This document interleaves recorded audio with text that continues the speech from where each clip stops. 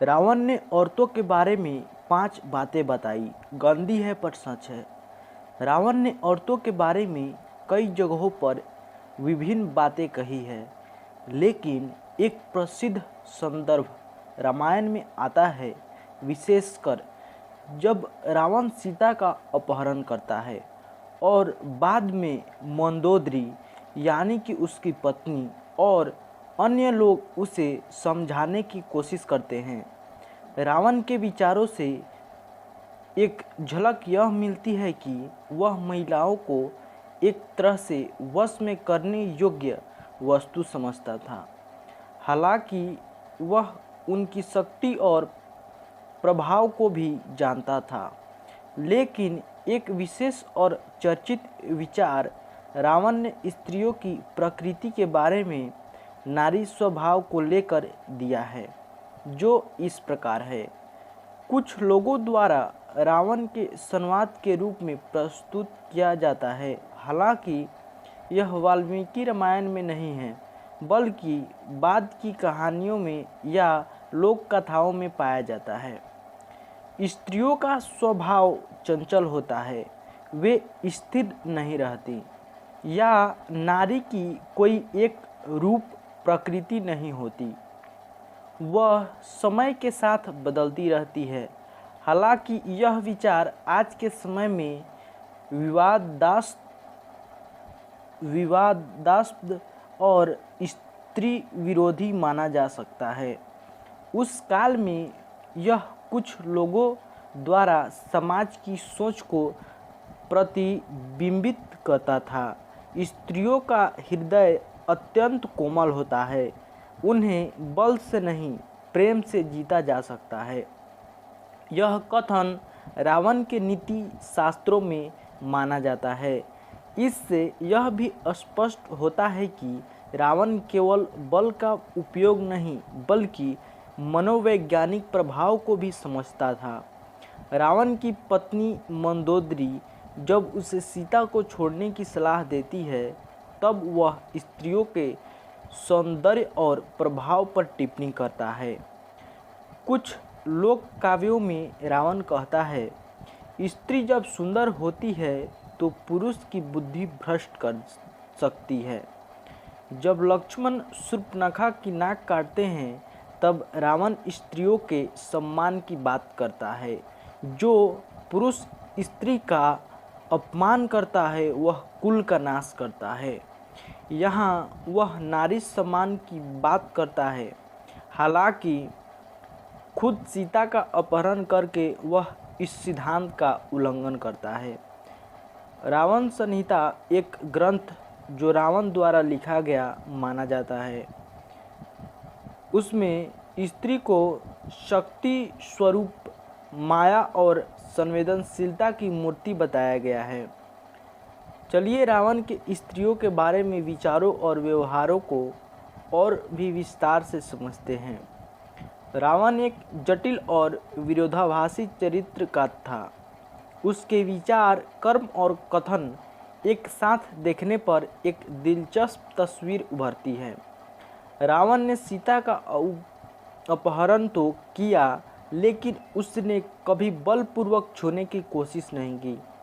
वह हर बार उसे विवाह का प्रस्ताव देता रहा, लेकिन सीता की इच्छा के विरुद्ध उसने कभी जबरदस्ती नहीं की। इससे उसके भीतर कुछ सीमाएं और नियम दिखाई देते हैं। मैं तुझे 1 वर्ष का समय देता हूँ, उसके बाद यदि तू मेरी नहीं बनी तो मैं तुझे खा जाऊँगा। यह क्रूर तो था, परंतु उसने जबरन संबंध नहीं बनाया। यह दर्शाता है कि रावण स्त्री को इच्छा और स्वीकृति के साथ जोड़कर देखता था। एक सीमित नैतिकता के साथ जब रावण को पता चला कि लक्ष्मण ने उसकी बहन शूर्पणखा की नाक काटी, तो उसने इस अपमान को एक स्त्री के अपमान के रूप में परिवार और कुल के अपमान के बराबर समझा। यह उसकी सोच को दर्शाता है कि स्त्री केवल एक व्यक्ति नहीं, एक पूरे कुल की इज्जत होती है। रावण के कथनों में यह भी माना गया है कि जहाँ स्त्रियां दुखी रहती हैं वहाँ लक्ष्मी समृद्धि नहीं टिकती। यह विचार उसकी राजनीतिक और सामाजिक समझ को दर्शाता है कि नारी का सम्मान राज्य की समृद्धि से जुड़ा है। कुछ लोक कथाओं में रावण की एक बेटी स्वर्णनखा या संध्या का उल्लेख आता है, जिसे उसने जन्म के बाद त्याग दिया था क्योंकि एक भविष्यवाणी थी कि वह उसके वध का कारण बनेगी। कुछ कड़ियों में वह सीता ही मानी जाती है। ये कहानियाँ दर्शाती है कि रावण भी कभी कभी स्त्री शक्ति से डरता था। रावण का पतन एक स्त्री सीता के कारण हुआ और यह रामायण की एक गूढ़ शिक्षा है कि रावण की रानी का अपमान, चाहे वह कितनी भी बड़ी शक्ति क्यों न हो, अंततः विनाश का कारण बनता है। स्त्री केवल कोमलता की प्रतीक नहीं अपितु संहार की शक्ति भी है। उसे कमज़ोर समझना पुरुष की मूर्खता है। यहाँ रावण यह मानता है कि नारी में संहार और निर्माण दोनों का सामर्थ्य है। जहाँ नारी का अपमान होता है वहाँ देवता भी वास नहीं करते। यह कथन कई अन्य ग्रंथों में भी मिलता है, जैसे अनुस्मृति। लेकिन रावण भी ऐसा मानता था कि नारी सम्मान एक सभ्यता की नींव है।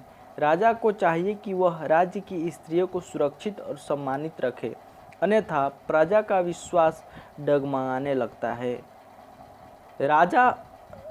रावण अपने अनुभव और राज्य संचालन से ये सीख देता है। यह ग्रंथ ज्योतिष और तंत्र विद्या से संबंधित है, लेकिन इसमें भी स्त्री को लेकर कुछ भावनात्मक और मानसिक पहलू पर चर्चा की गई है। स्त्री जब साथ होती है तो पुरुष की ऊर्जा दुगुनी हो जाती है।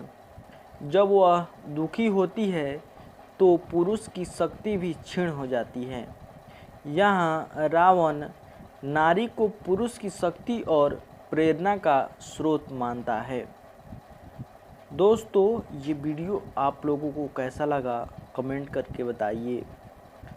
वीडियो अच्छा लगा हो तो वीडियो को लाइक कर दीजिए और चैनल पर नए हैं तो चैनल को सब्सक्राइब कर दीजिए। मिलते हैं किसी और अगले वीडियो में, तब तक के लिए इतना ही। धन्यवाद।